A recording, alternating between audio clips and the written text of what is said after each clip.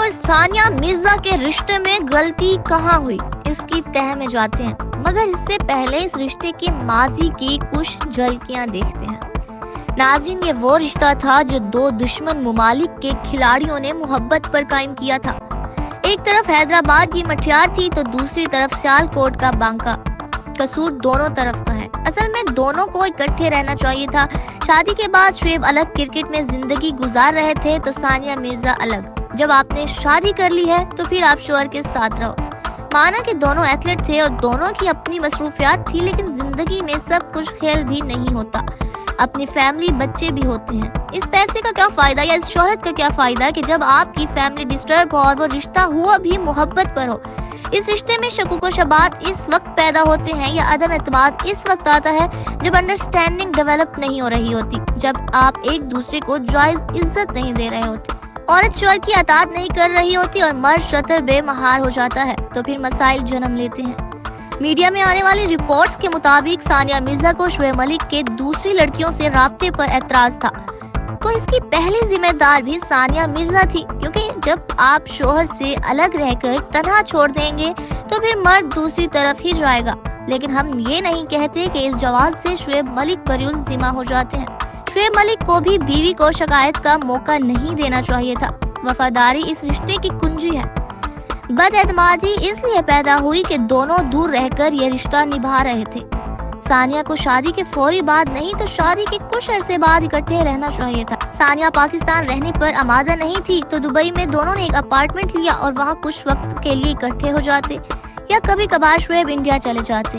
یہ ایک سبق ہے سب ورکنگ وومن اور مرد حضرات کے لیے کہ جو محبت کی شادی کرتے ہیں لیکن پھر ایک دوسرے کو وقت نہیں دیتے۔ محبت کی شادی میں توقعات بڑھ جاتی ہیں۔ عشرہ کے مرد جتنے ایڈوانس ہو جائیں، وہ چاہتے ہیں کہ بیوی ان کی اطاعت گزار رہے۔ شعیب اور ثانیہ نے اپنے کیریئر کے عروج پر شادی کی تو دونوں طرف سے جھکنا یا سر نڈر کر دینا نہیں رہا، کیونکہ دونوں طرف اپنے اپنے فیلڈ کا ہیرو تھا۔ مرزا فیملی میں ثانیہ کو مکمل آزادی اور ہر بات کہنے کی آزادی تھی، دوسری طرف شعیب ملک ریزرو فیملی سے تھے۔ اس رشتے میں ایک دوسرے کا رویہ بہت گنا جاتا ہے۔ کیا ایک دوسرے کے مسائل کو سمجھ رہے ہیں؟ کیا ایک دوسرے کا احترام کر رہے ہیں؟ کیا وفاداری دکھا رہے ہیں؟ اب آتے ہیں دوسرے پہلو کی طرف۔ ہمارے اکثر کرکٹرز نچلی سطح سے آتے ہیں، ان کا بیک گراؤنڈ غربت کا ہوتا ہے یا اسکولنگ مناسب نہیں ہوتی۔ کھیلنے والے کو معاشرے میں عمومی طور پر آوارہ ہی سمجھا جاتا ہے۔ قدرتی طور پر تیز رفتاری، گیند کو پھینکنا، ہٹ کرنا اور پھر پریکٹس سے جب آپ سٹریم لائن میں آتے ہیں اور ایک دم انٹرنیشنل میڈیا کی توجہ کا مرکز بن جاتے ہیں تو انسان ہواؤں میں اڑنا شروع کر دیتا ہے، لیکن بنیاد اندر رہتی ہے۔ شعیب ملک نے شادی کے بعد کرکٹ کی سرگرمیوں کے ساتھ ساتھ شوز میں بھی آنا شروع کر دیا، جیسے ٹاک شوز کی میزبانی، گیم شوز میں شرکت، ماڈلنگ بھی کی، تو شوز چکا چوند اور ایک رومانس کی جگہ ہے۔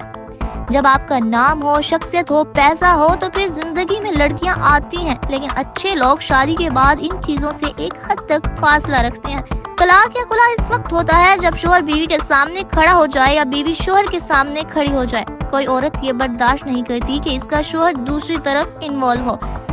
اگر اس رشتے میں ثانیہ کا قصور تھا تو شعیب ملک بھی برابر کے شریک ہیں۔ اگر ثانیہ نے کچھ چیزوں میں کوتاہی کی تو شعیب نے بھی رد عمل سخت کر دیا۔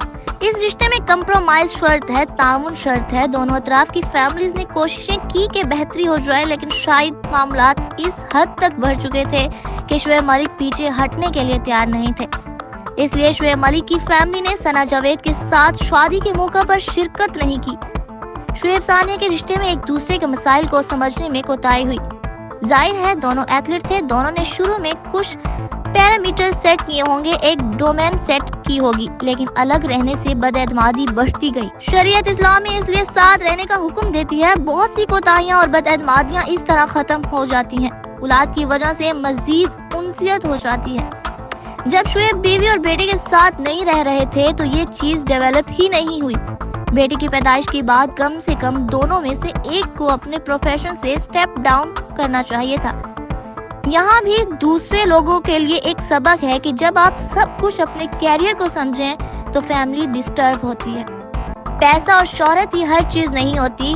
اسٹارڈم، شہرت، پیسہ ایک وقت تک ہو جاتے ہیں، پھر انسان کو ان سے نکل کر فیملی کو وقت دینا چاہیے۔ سدانا حسن جوانی، سدانا باغ بہارا۔ اس لیے کہا گیا ہے کہ انسان بعد میں پچھتاتا ہے کہ اس نے بچوں کے ساتھ انجوائے نہیں کیا، ان سے کھیلا نہیں، ان کے ساتھ وقت نہیں گزارا۔